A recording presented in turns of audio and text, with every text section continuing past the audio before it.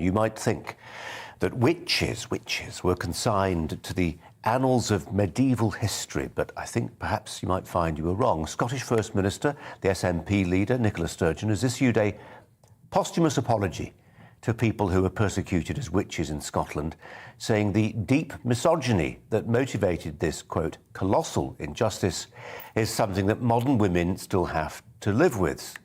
Ms Sturgeon was responding to a petition demanding a pardon for the more than 4,000 people in Scotland, the majority of whom were women, who were accused, convicted and often executed under the Witchcraft Act of 1563. The First Minister told the Scottish Parliament that she was acknowledging, quote, the egregious historic injustice and extending a formal posthumous apology to all those who were vilified. Let's turn to Kelly J. Keane, founder of Standing for Women, a women's rights organisation. Kelly J., do you feel if you were Scottish, you'd feel better today knowing that witches who were burned at the stake almost 500 years ago have enjoyed a posthumous pardon from Nicola Sturgeon? Well, I might if Scottish police forces weren't arresting women in their own homes for putting suffragette-coloured ribbons up. I might feel a little bit better. It's a weird one, isn't it? Whilst Scotland really do plough ahead with obliterating women's rights, when you have a man in charge of a rape crisis centre who actually identifies as a woman, who says he will re-educate rape victims into accepting transgender rights, I think Nicola Sturgeon really should look at more pressing and immediate matters.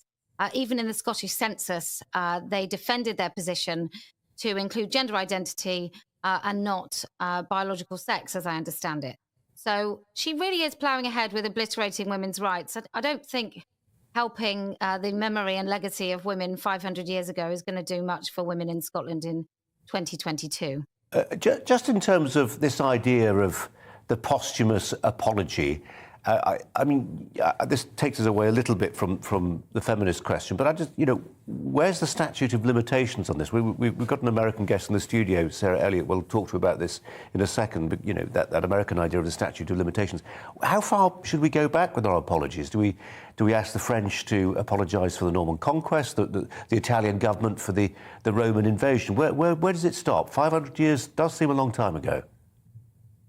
Well, look, if this was an ongoing thing and we really could trace the roots of misogyny back to that defining point and not maybe for the entire existence of humankind, then I think it was an important thing, but it really isn't that. I mean, look, we have women in 2022 are discarded with names akin to which is things like TERF and other names which I won't say in the evening on TV. But this thing, it doesn't come from, misogyny doesn't come from women being found as witches. Women were found as witches because of misogyny, and that misogyny hasn't gone away, and it makes absolutely no difference whether she issues a posthumous apology or not.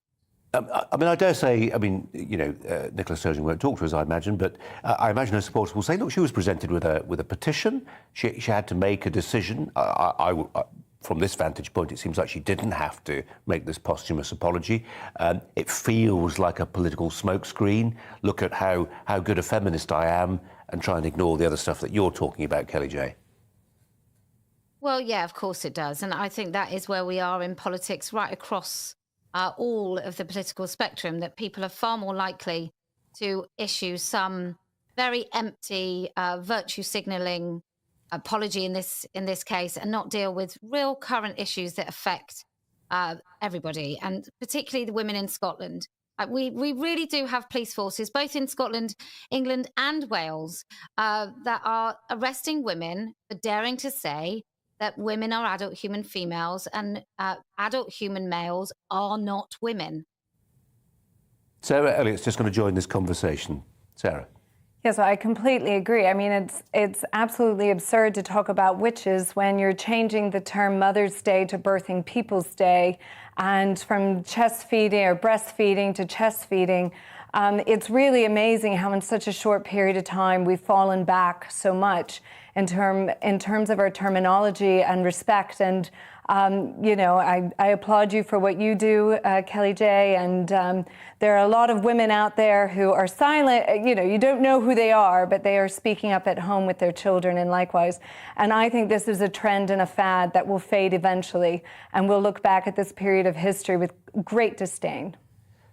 Kelly J, I know we've said this before, that you are joining us there from the best appointed studio in the Wiltshire area, but and that isn't necessarily the best vantage position to look at what's happening in Scotland, but it's something we've discussed many times on GB News and on programmes I've hosted as well, this why there is this apparent mania within SNP politics in particular, to be in the vanguard of this movement. I mean, even the sort of J.K. Rowling dimension, she's based there in Edinburgh. So much of this conversation does seem to be focused on Scotland. Yeah, it's really peculiar, isn't it? I don't know why she has chosen this particular hill to die on, because I really do think it's a rotten, steaming pile of hell. You know, maybe in 500 years' time, the First Minister of Scotland will be apologising for Nicola Sturgeon turning her back so very swiftly on women and women's rights. We just don't know. Kelly J. Keane, good to talk to you. Thanks ever so much, as ever.